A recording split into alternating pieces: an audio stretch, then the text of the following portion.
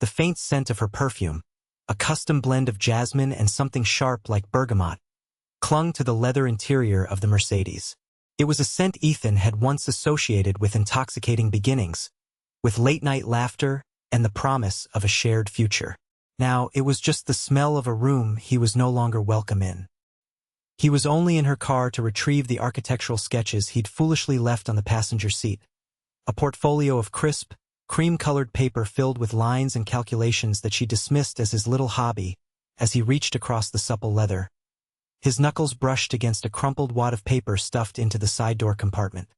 Curiosity, that unwelcome and often cruel houseguest, prompted him to pull it free. It was not one, but 3 receipts, all from the Grand Excelsior Hotel downtown. The dates were recent, spread over the last 2 months. Each was for a 2-night stay. A king suite, room service charges listed champagne and oysters. The name on the reservation was not hers. It was a man's name, Markham, but the credit card used for payment was a supplementary card on an account Ethan hadn't looked at in years. An account he funded. An account he owned. He sat there in the silent, temperature-controlled garage, the automatic lights humming softly overhead. He held the 3 slips of paper in his hand. They felt heavier than paper ought to feel. Each one was a small, dense confirmation of a truth he had been refusing to see. The late nights she called strategy sessions with her team, the weekend trips for brand-building seminars, the subtle, yet constant, emotional distance that had grown between them like a glacier, imperceptible in its daily movement but overwhelming in its final, chilling mass. Ethan thought about the life they had built, or rather, the life he had built for her to live in. The sprawling modern house with its glass walls and infinity pool. A house he had not just paid for, but designed himself, every line and angle a testament to a love he thought was real. He thought of her family, her father, Richard, a man who built a moderately successful import business and carried himself like a titan of industry. Her mother, Eleanor, who judged a person's worth by the vintage of the wine they served. They had always treated him with a kind of polite condescension. The quiet man who'd married into their brilliant daughter's orbit. The stable but unremarkable architect content to let his wife be the star. Chloe, with her marketing career and her sharp, ambitious beauty, was the sun.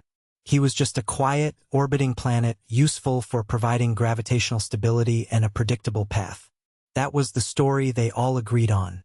He looked at the receipts again. The Grand Excelsior. The name was an irony so bitter it almost made him laugh. There was nothing grand or excellent about this. It was just cheap. A cheap lie wrapped in expensive sheets. And in that moment, sitting in the passenger seat of his wife's car, in the garage of the house he had designed and paid for, a profound and unshakable calm settled over him. It wasn't the hot, reactive anger he might have expected. It was a cold, clear certainty. The kind of certainty an architect feels when he knows, with mathematical precision, that a supporting wall has been compromised and the entire structure must be brought down before it collapses on its own. He folded the receipts carefully, creasing them along their original lines, and slipped them into his pocket. They were not evidence for a confrontation. They were a demolition permit. That night, while she was out at another strategy session, Ethan would change the locks. The structure was coming down. Hey everyone, thanks for joining me for this story. I know that feeling, that moment when everything becomes clear, is something a lot of us have experienced in one way or another. Have you ever had a moment like that? Let me know where you're watching from in the comments below. We're about to see how Ethan handles this, and I promise you, it's a journey you'll want to see through to the end. Don't forget to hit that like button and subscribe so you don't miss what happens next. Now let's get back to it. The evening of the discovery was, by a twist of fate, the night of the Lawrences' monthly family dinner. This was not a casual get-together.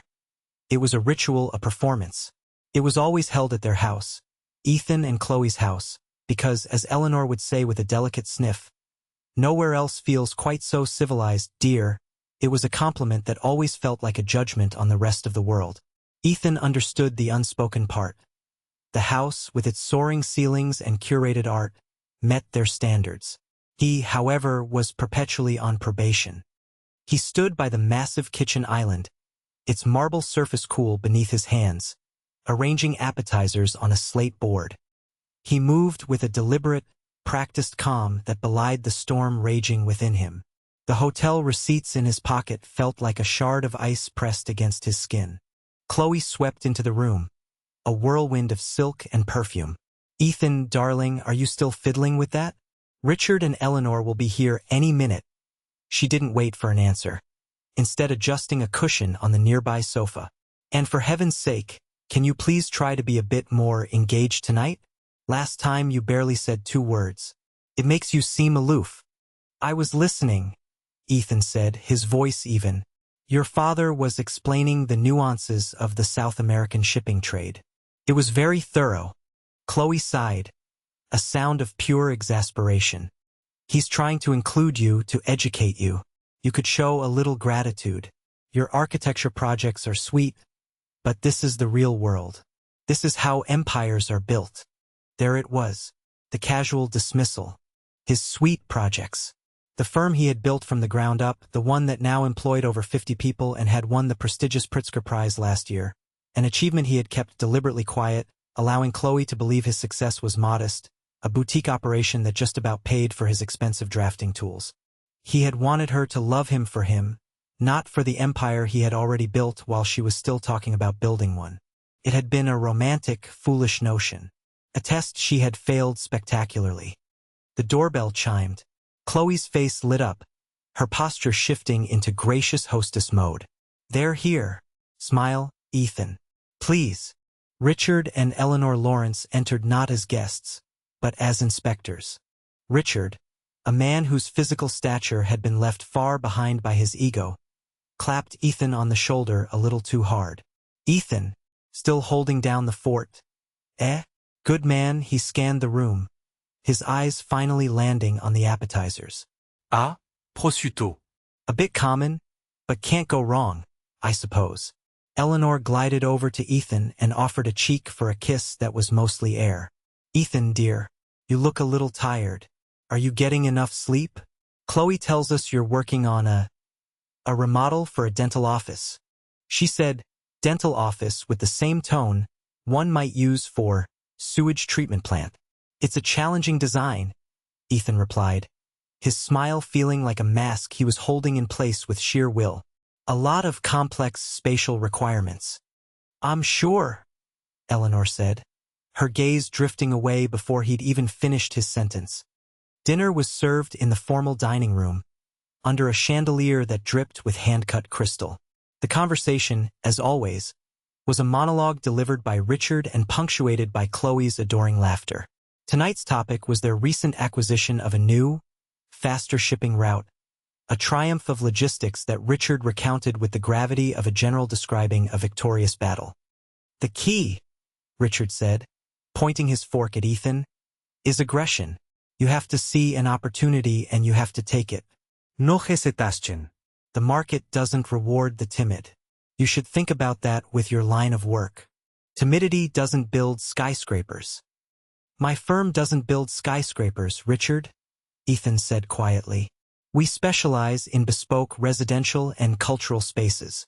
It's a different philosophy." Chloe jumped in, her voice bright and brittle. "Oh, Daddy, don't trouble him with all that. Ethan's work is very artistic. It's about feelings and spaces." She patted Ethan's hand, a gesture that was meant to look affectionate but felt deeply patronizing. "He's not a shark like you, and thank goodness for that. One in the family is quite enough," she laughed, and Richard and Eleanor joined in. Ethan felt the familiar heat rise in his chest.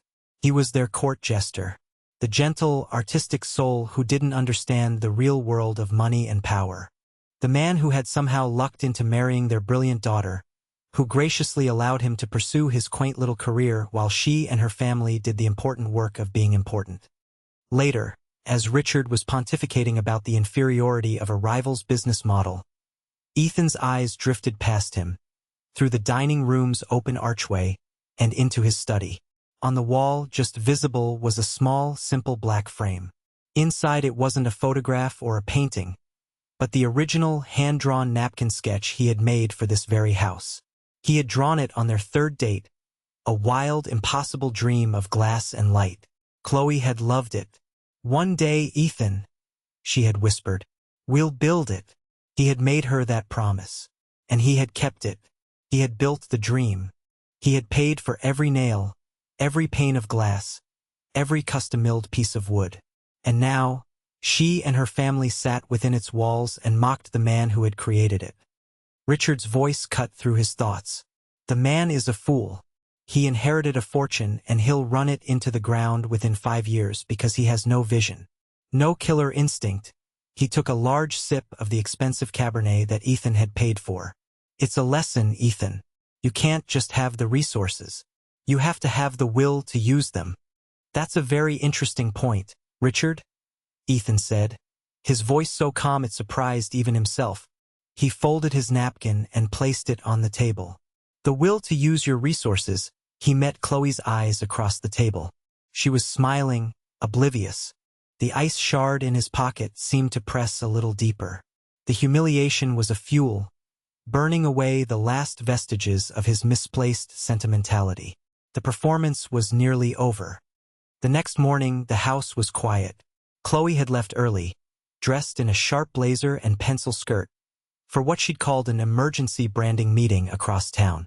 "Don't wait up, darling," she'd said, kissing the air near his cheek. "It's going to be a long one. We're landing a huge new client." Ethan knew the Grand Excelsior was in the opposite direction. He simply nodded. The moment the garage door rumbled shut, he went to his study. The calm from the night before had not dissipated. It had solidified into a plan. He picked up his phone and made the first call. "City Lock and Key, how can I help you?" a cheerful voice asked. "Hello," Ethan said. "I'd like to schedule a locksmith to come to my residence today. I need every exterior lock changed." "All right, sir. And the reason?" "Lost keys." Ethan paused. "No," he said, the word tasting like freedom. "A security upgrade." He gave the address and scheduled the service for 5 p.m. He knew Chloe wouldn't be home before 10 o'clock. Her affairs, at least, were predictable. The second call was to David Chun, his friend since college and the sharpest corporate lawyer in the state. He was also the only person who knew the full extent of Ethan's success, having structured the labyrinth of corporations and holding companies that kept Ethan's public profile modest while his net worth soared. "Ethan, to what do I owe the pleasure? Don't tell me you've designed a house so modern it's legally classified as a spaceship."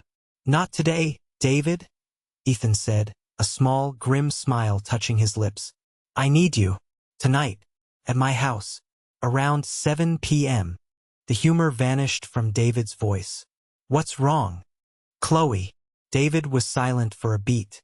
He had never liked her, a fact he'd made clear through carefully worded jokes and a refusal to engage with her condescension. "What did she do?" "The usual," Ethan said, his voice flat. "But now I have proof. Hotel receipts." "Ah," David said. The single syllable was heavy with understanding and vindication. "So this is it. The demolition." It was the term they had always used in their private jokes about the eventual end of his marriage. "This is it," Ethan confirmed. "Her parents will be involved. It will be a scene. I need you here to bear witness and to ensure everything is done by the book. I'll clear my schedule. I'll bring the portfolio," David said. The portfolio was a leather-bound collection of every key document.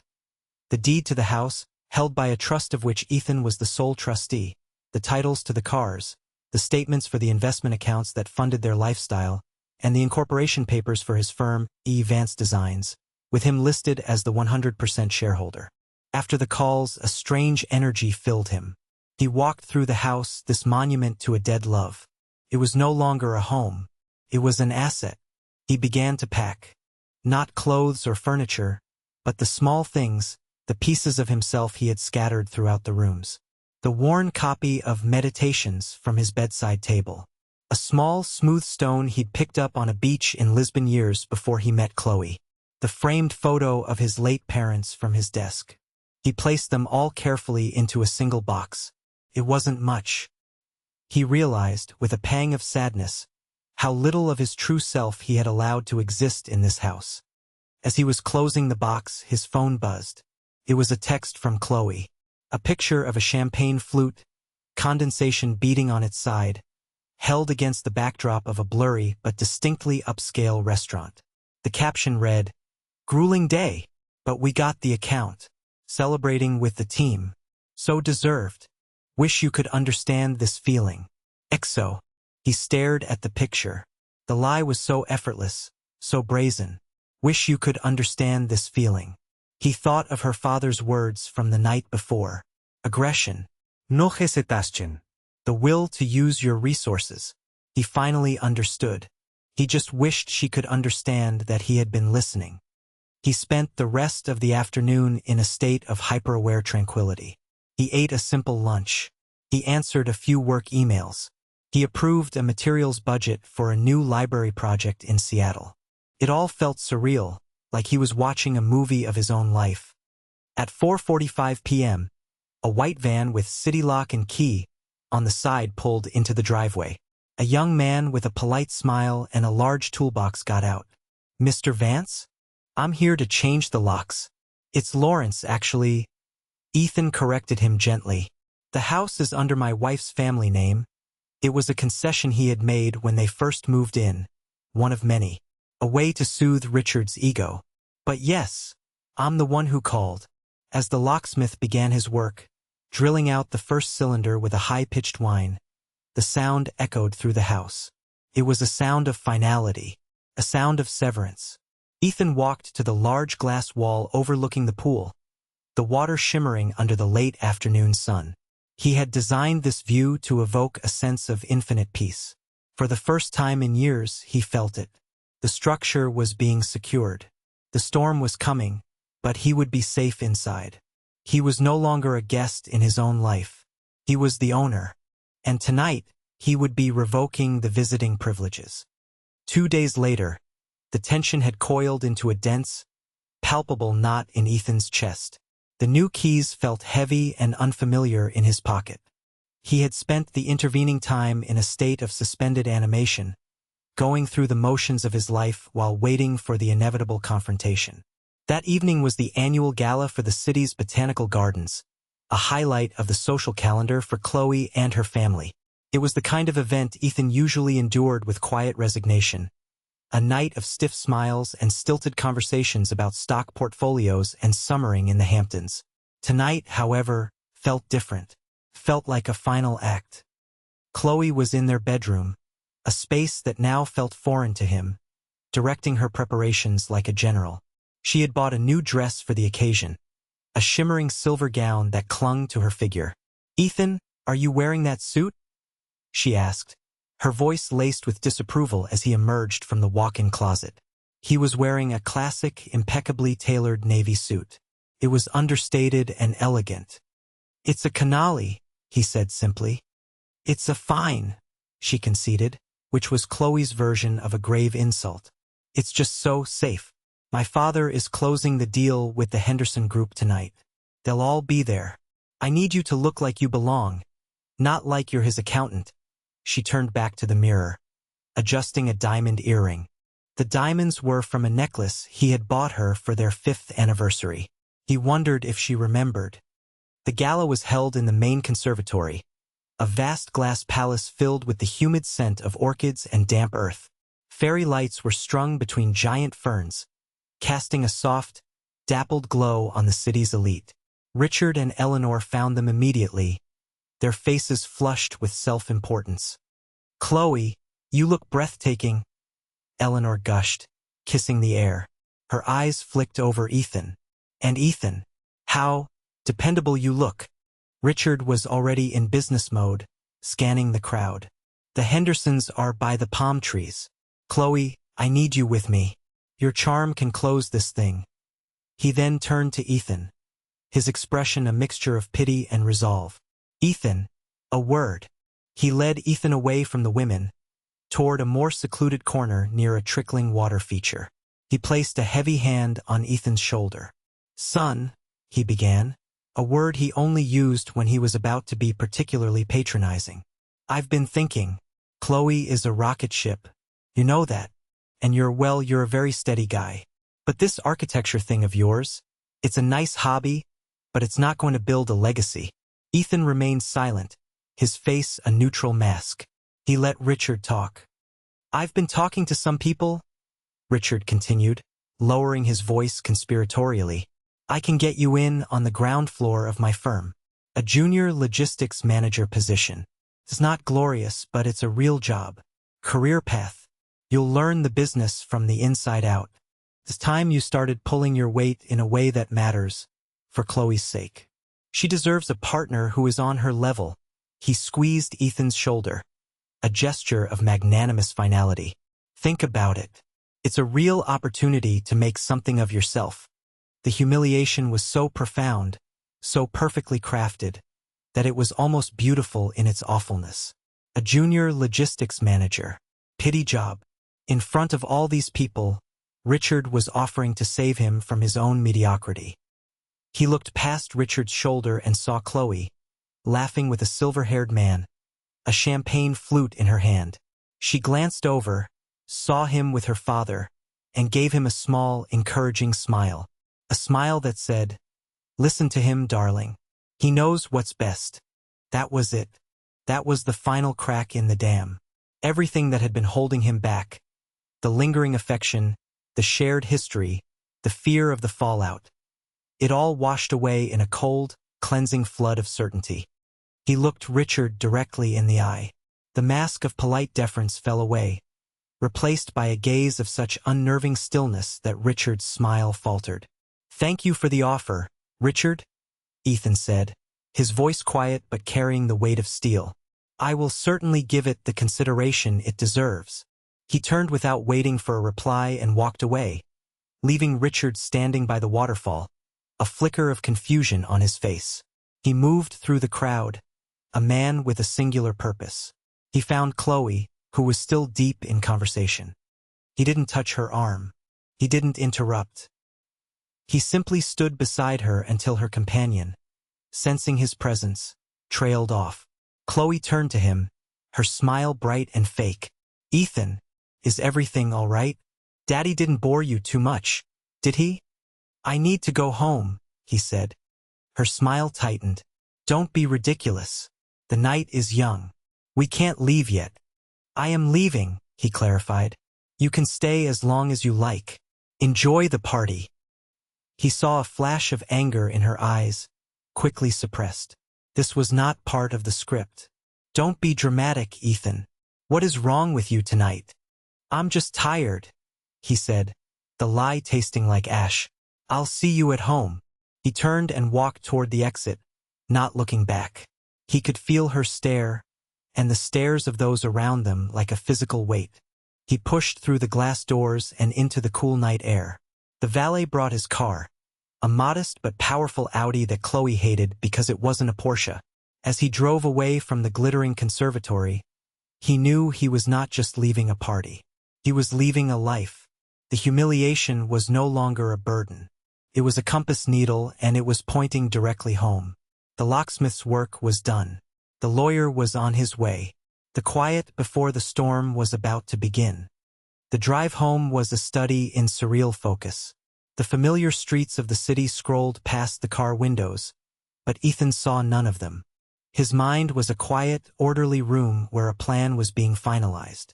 The anger and humiliation from the gala had burned away, leaving behind the cold, hard certainty of his purpose. When he pulled into the garage, the house was dark and silent. Felt different. The air itself seemed to have shifted. It was no longer their house. It was his. He entered through the kitchen, the click of the new lock sounding unnaturally loud in the silence.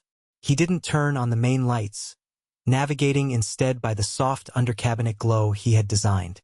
He walked through the downstairs rooms, his footsteps echoing softly on the polished concrete floors. He ran his hand along the walnut paneling in the hallway, feeling the grain of the wood. He had personally selected the timber from a sustainable forest in Oregon. He had overseen its installation. Every detail, every joint and finish was a product of his vision and his capital. He ended up in his study. This was the heart of the house for him, the one room that felt truly his. He switched on the green-shaded banker's lamp on his desk, casting a warm, intimate circle of light. The box of his personal effects was still on the floor where he'd left it. He didn't look at it. Instead, his eyes went to the wall, to the framed napkin sketch of the house. A dream drawn in blue ink. He sat down in his leather chair, the one he'd had for 15 years, its surface cracked and worn in a way that felt like an old friendship. He opened the bottom drawer of his desk and pulled out a thick, leather-bound portfolio. This was not the one David was bringing. This was his personal copy. He opened it. The first document was the original deed to the land, purchased by a trust he had established before he even proposed to Chloe. The second was the final architectural plans, a thick sheaf of blueprints bearing the logo of his firm Vance Designs. He traced the lines of the foundation with his finger. A solid base. He had built it to last. But a house is more than a foundation. It's the life lived within it, and that life had become rotten. The doorbell chimed at precisely 7 o'clock. It was David, looking grim and carrying an identical leather portfolio. He stepped inside, his eyes scanning the cavernous, shadowed foyer. "It feels like a tomb in here," David said quietly. "It's a reclamation," Ethan replied, leading him to the study. "Drink. Scotch. Neat." Ethan poured 2 glasses of a 25-year-old Macallan, a bottle he'd been saving for a special occasion. This, he supposed, qualified. They sat in silence for a moment, the only sound the clink of their glasses. "So," David finally said, "are you ready for this?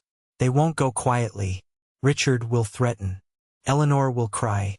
Chloe will, I don't know what she'll do. Implode? Probably." "I'm ready," Ethan said. He took a slow sip of the scotch. The peaty smoke filled his senses. "Tonight at the gala, Richard offered me a job. Junior logistics manager at his company. He told me it was time I made something of myself."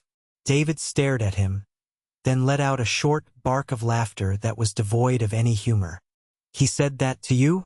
The man whose entire lifestyle is funded by the dividends from the tech stock you told him to buy 10 years ago." "He believes the story," Ethan said. "They all do. The one they wrote for me.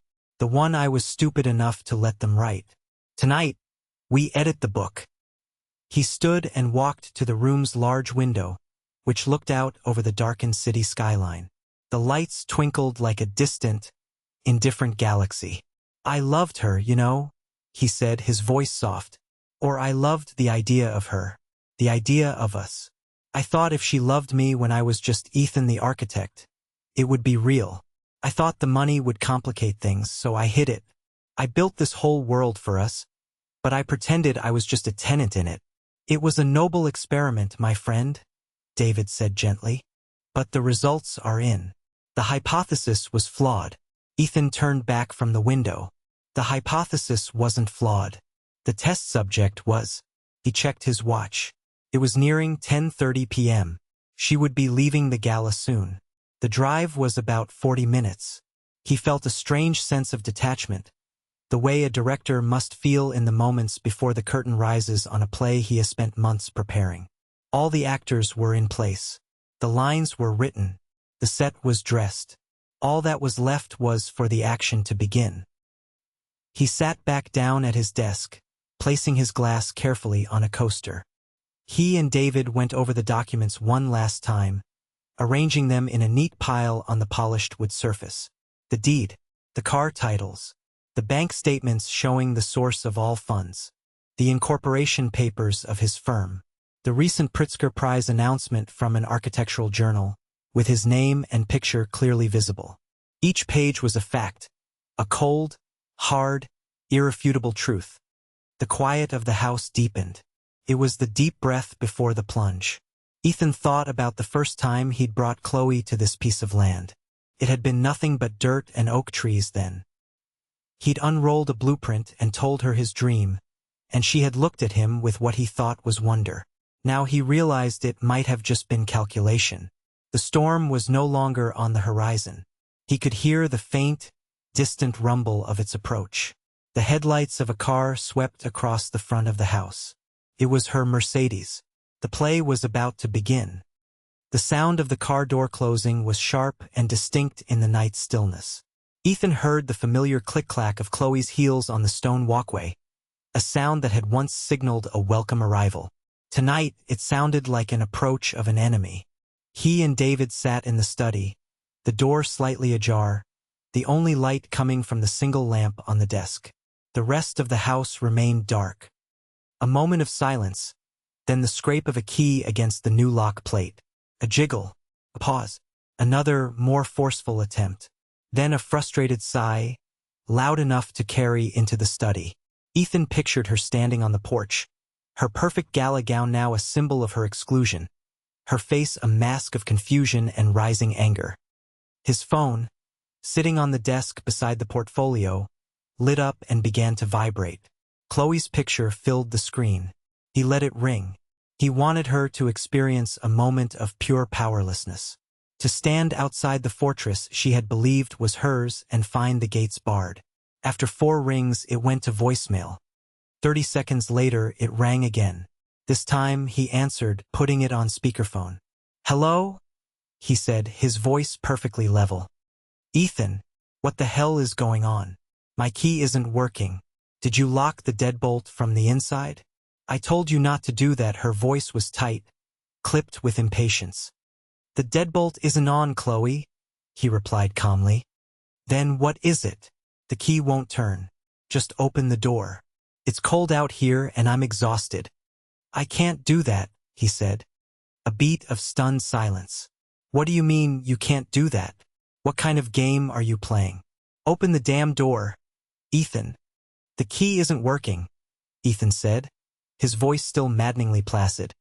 "Because it's not the right key anymore. I changed the locks." The silence on the other end of the line was profound. He could hear her breathing, a ragged intake of air. "You what?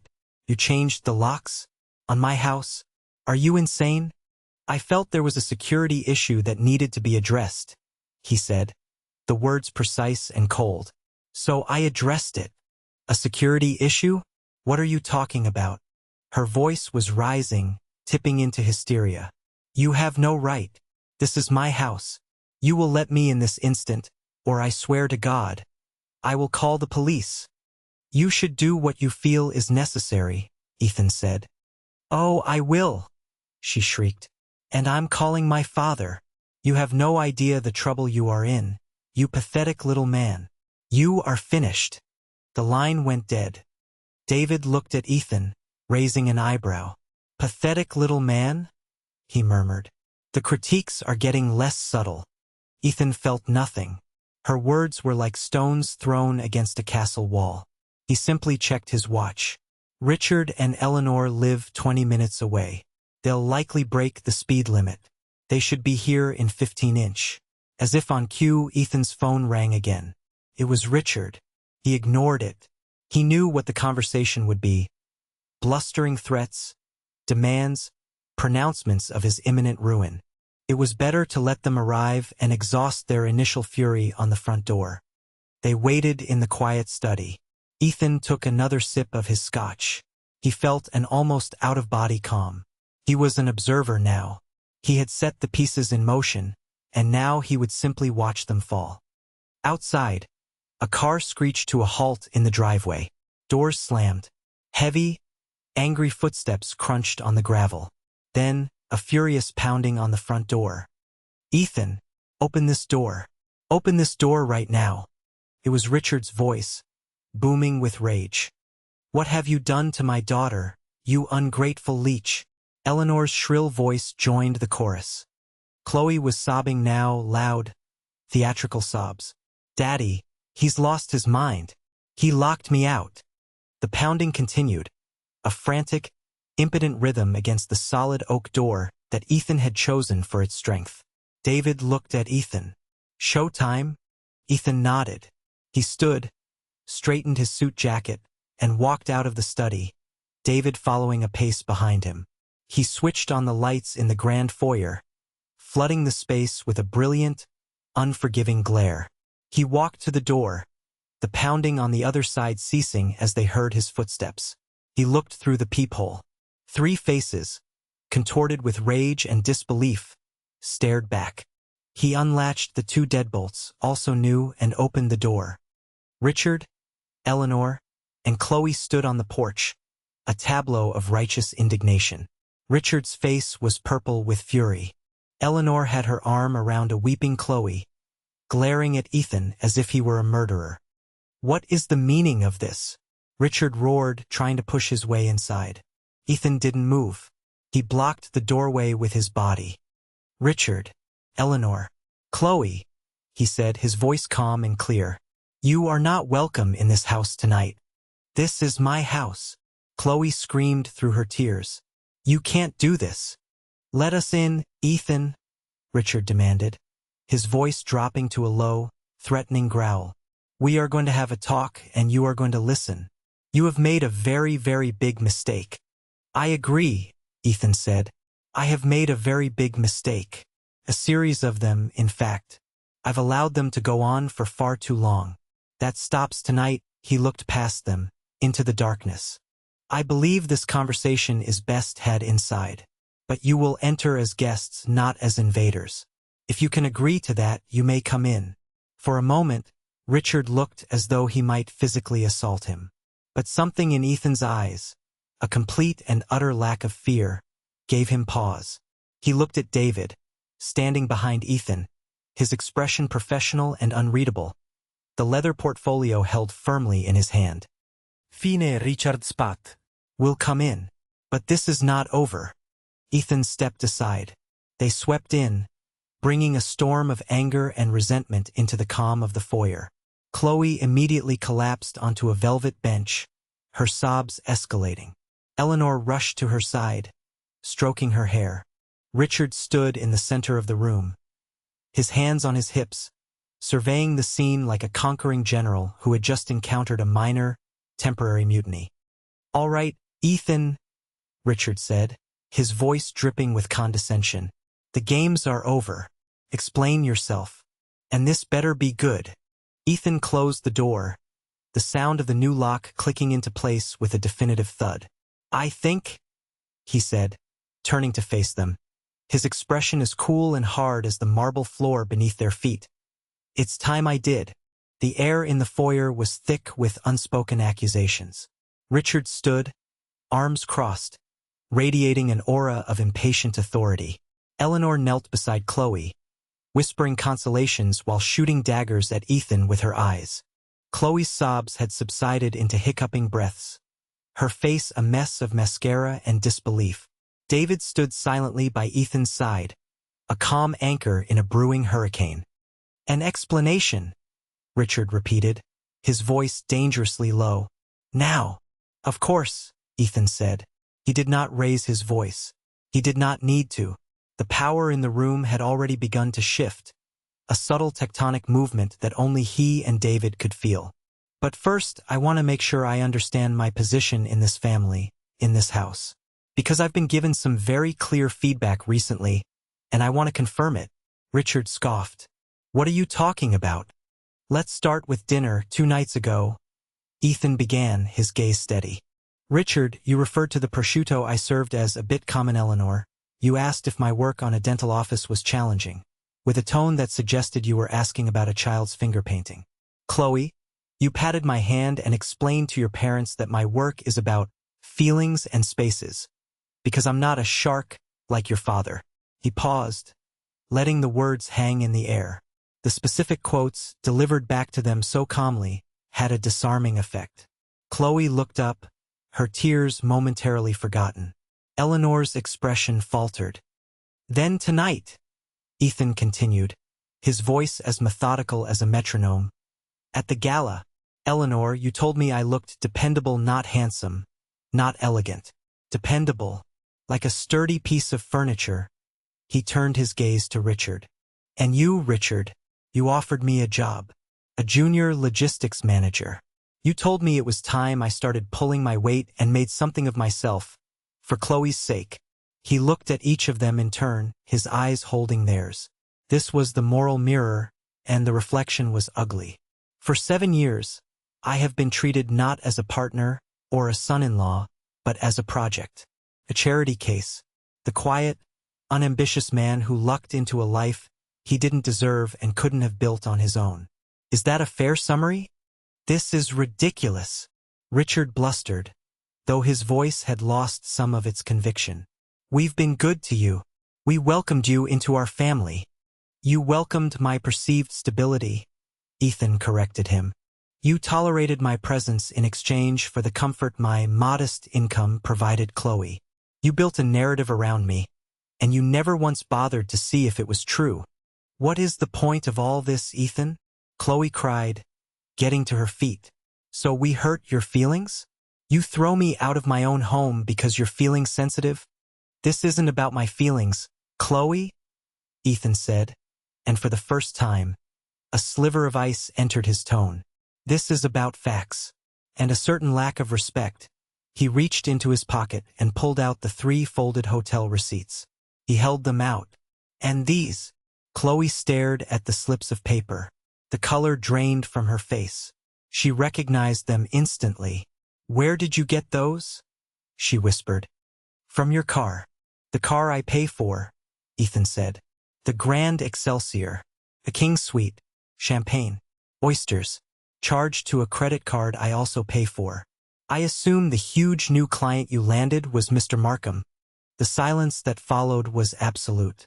It was the silence of a truth so undeniable it sucked the very air from the room.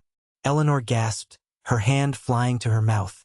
Richard stared at his daughter, his face a thunderous mask of confusion and dawning horror. Chloe stood frozen, exposed, the architecture of her lies collapsing around her in an instant. You have no right, she stammered, the words weak and useless. I have every right, Ethan said, his voice cutting through her defense. The right of a husband. But we are long past that now. Tonight, we are only talking about rights in the legal and financial sense. He turned to David. David, if you would. David stepped forward and opened his leather portfolio on a nearby console table. He laid the documents out one by one under the bright foyer lights. Let's start with the house, Ethan said, his voice now taking on the quality of a lecturer. Chloe, you just referred to this as your house. Richard, you have often spoken of how you advised Chloe on this investment. The truth is, this house is owned by a private family trust, the Vancecrest Trust. David is the trustee. I am the sole beneficiary. I bought the land 2 years before we were married. I designed the house myself, and I paid for its construction with my own funds. Your name, Chloe, is not on the deed.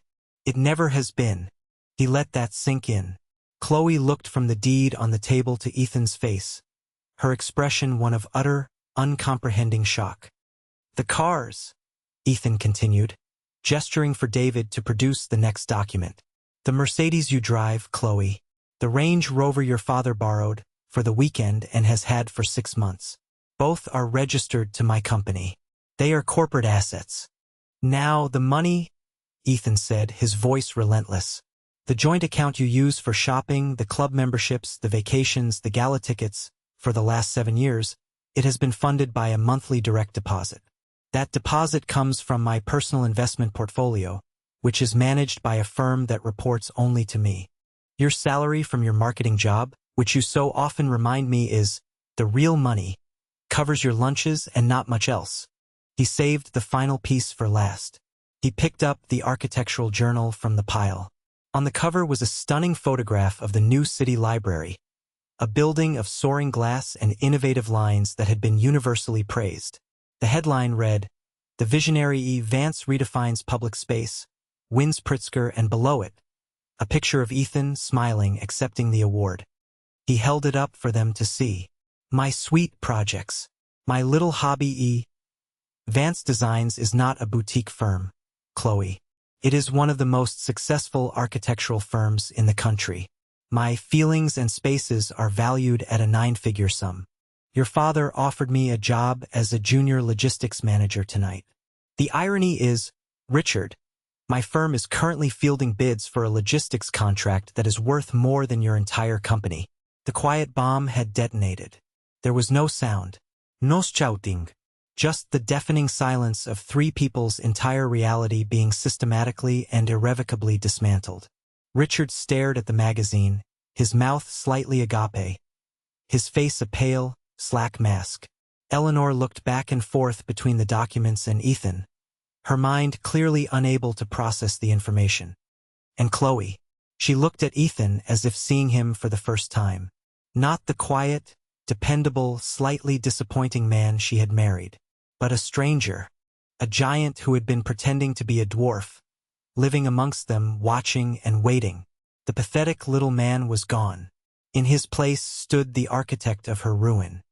The silence in the foyer stretched into an eternity. It was broken by a small, choked sound from Chloe.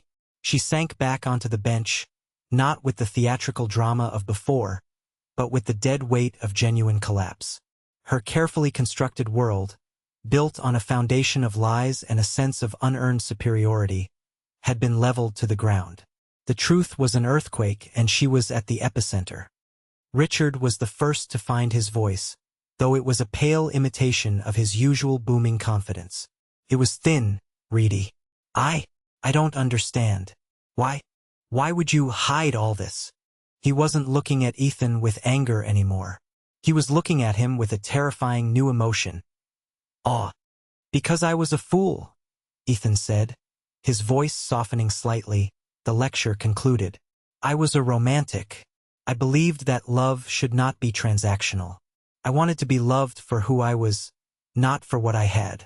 I created a controlled experiment to see if that was possible. He gave a short, mirthless laugh. The results have been conclusive. Eleanor finally spoke, her voice trembling. But we were family. The words sounded hollow, a desperate appeal to a sentiment that had been proven false. Were we? Ethan countered, his gaze gentle but unyielding. Or was I a convenient accessory, a provider you could simultaneously depend on and look down upon? Family doesn't offer a man a pity job in the house he paid for. Family doesn't mock a man's life's work to his face. Family doesn't conduct affairs in hotels paid for by their husband. Each sentence landed like a physical blow. Chloe flinched at the last one, wrapping her arms around herself. What do you want, Ethan? She whispered, her voice barely audible. Revenge? To humiliate us? No, Chloe, he said, and he meant it.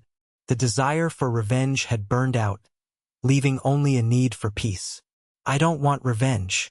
I just want this to be over. I want my life back. I want my home back, he gestured around the foyer. This was supposed to be a sanctuary, a place of peace and creativity. You and your family turned it into a stage for your egos. The show is over. The theater is closing. Richard, recovering some of his bluster, took a step forward. Now, let's not be hasty. There are legal considerations here. Divorce, marital assets. You can't just throw her out on the street. He was trying to find a foothold, a position of leverage, but he was scrambling on a sheer cliff face. David, who had been silent throughout the entire exchange, stepped forward. On the contrary, Mr. Lawrence, he said, his voice crisp and professional. We can, and we will. The legal situation is remarkably straightforward. He picked up a final document from the table. This is the prenuptial agreement that you, Chloe, and you, Richard, as her financial advisor, reviewed and signed 7 years ago. He handed a copy to Richard. You may recall that you pushed for it, believing you were protecting Chloe's future earnings from a partner of lesser means. A flicker of memory, and then horror, dawned on Richard's face. David continued, the agreement is quite clear. It stipulates that all assets held by either party prior to the marriage, and any assets, companies, or income derived from those pre-existing assets, remain the sole and separate property of that party in the event of a divorce. As Mr. Vance's entire fortune, his company, and this house are all direct results of assets and intellectual property he held prior to the marriage. They are entirely his. Marital assets, in this case, are limited to the funds in a few joint checking accounts, which currently total less than $50,000. He paused to let the legal reality sink in. According to this agreement, which you yourself championed, Richard, Chloe is entitled to exactly half of that. And nothing more. The final pillar of their world crumbled. There was no fight to be had. No leverage. No negotiation. They had been so confident in their own superiority that they had signed their own death warrant 7 years ago, believing they were the ones holding the gun. However, Ethan said, his voice pulling them back from the brink of total despair, I am not a monster. He looked at Chloe, at the shell of the woman he had once loved. I am not you. David placed one more document on the table. This is a separation agreement, he explained. It offers terms far more generous than the prenup requires. Provides Chloe with a lump sum payment of $1 million, tax-free. It allows her to keep her personal belongings, her jewelry, and the leased Mercedes for a period of 6 months, after which the lease will be terminated. In exchange, she will vacate this property immediately and permanently, and waive all future claims to any of Mr. Vance's assets. $1 million. It was a fortune to most people. To them, in the context of the life they had been living, it was a pittance. It was severance pay. It was go-away money. But it was also far more than she was legally owed. It was an act of grace. You have 24 hours to review it with your own counsel and sign it, David said. If it is not signed, the offer is rescinded, and we will proceed according to the strict terms of the prenuptial agreement. Chloe finally looked up, her eyes red and swollen, and she spoke to Ethan directly, her voice a raw plea. Ethan, please, don't do this. We can fix this. I can change. I'm sorry. I am so sorry. Ethan looked at her for a long moment. He searched her face for a flicker of genuine remorse, for anything other than the terror of a person whose safety net had just been incinerated. He found nothing. She was sorry she got caught. She was sorry she had underestimated him. She was not sorry for the betrayal. I know you're sorry, Chloe, he said, his voice filled with a profound and weary sadness. But you're sorry for the consequences, not for the actions. And that's not enough, he turned to her parents. I suggest you take her home. She can collect her personal belongings tomorrow, at an appointed time. He turned his back on them then, a gesture of finality, and walked toward his study. The conversation was over. The rest was just logistics. He heard the rustle of paper as Richard numbly picked up the separation agreement. He heard Eleanor begin to weep quietly. He heard Chloe's sharp, ragged breath. He did not look back. He closed the study door behind him, leaving them to stand in the cold, bright light of the truth, alone in a house that was no longer theirs. The 24 hours that followed were the quietest Ethan had ever experienced in that house. After Chloe and her parents left, their departure a funereal procession of shock and defeat, David had stayed for another hour. They didn't talk much. They simply shared another scotch, the silence a testament to a friendship that understood when words were unnecessary. The next day, Ethan worked from his study, the door closed. He could hear the movers that Chloe had hired. They were quiet and professional. At precisely 3 p.m., the time stipulated by David, Chloe arrived. She did not come alone. Eleanor was with her, a grim-faced chaperone. Ethan watched from his window as they got out of the Mercedes.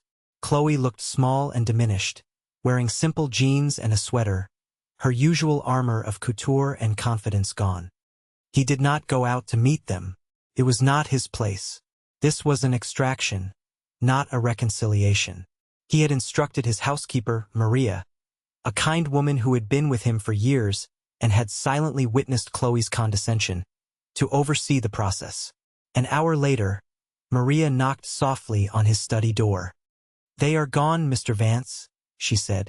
Her use of his real name, a name Chloe had insisted they never use in front of the help, was a small act of loyalty that touched him deeply. "Thank you, Maria," he said, "for everything." That evening, the signed separation agreement arrived by courier. It was done. The weeks turned into months. The house, once a source of tension and performance, slowly began to feel like a home again. Ethan filled the silence not with noise, but with peace. He worked on his designs, his creativity flowing in a way it hadn't for years. He had friends over for casual dinners where the conversation was about ideas and laughter, not status and acquisitions. He reclaimed the spaces that had been colonized by Chloe's ambition. The formal dining room became a library. The overly manicured lawn was allowed to grow a little wild at the edges.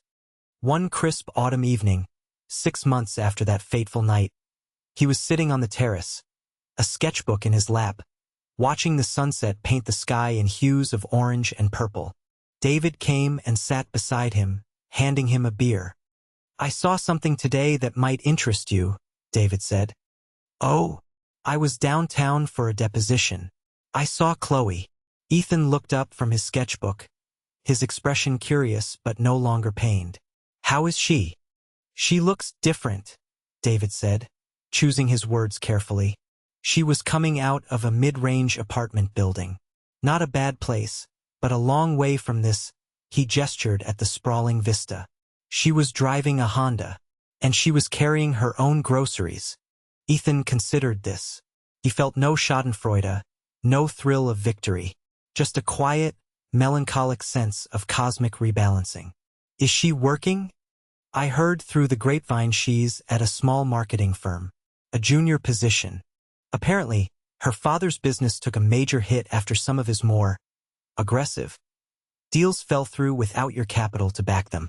He sold the Range Rover." Ethan nodded slowly, then returned his gaze to the sunset. He sketched a few lines, the charcoal whispering against the paper. The story was truly over. The consequences had played out not with theatrical drama, but with the quiet, inexorable logic of gravity. Chloe and her family had not been destroyed. They had simply been returned to their natural altitude. "Do you ever regret it?" David asked quietly. "The way it ended?" Ethan thought for a moment. He thought of the years of quiet humiliations, the constant feeling of being underestimated, the slow erosion of his own identity within the marriage. He thought of the hotel receipts and the cold, clarifying rage. And then he thought of this moment. The peace, the quiet, the freedom to simply be himself in his own home. "I regret that it was necessary," Ethan said. "I regret that I allowed it to go on for as long as it did. But I don't regret ending it." "You can't build a life on a foundation of lies, David. As an architect, I know that better than anyone. Sooner or later, the whole thing comes crashing down." He looked at the drawing in his lap. It wasn't a house. It was a bridge, its elegant arc soaring over a wide expanse of water. It was a structure designed to connect, to endure. He realized he was finally designing for himself again. Not just buildings, but a life. The pain of the past had been the demolition necessary to clear the ground for a new structure, one built with honesty, integrity, and self-respect. He had lost a wife, but he had regained himself. And that, he knew, was a trade worth making every single time.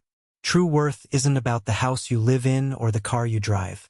It's about the quiet dignity you carry within you, the integrity that allows you to look at yourself in the mirror, and the strength to demand the respect you deserve, even if it means tearing everything down to build it back up stronger and truer than before.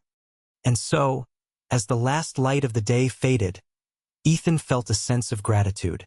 The journey had been painful, but the destination was peace. The price had been high, but freedom was priceless.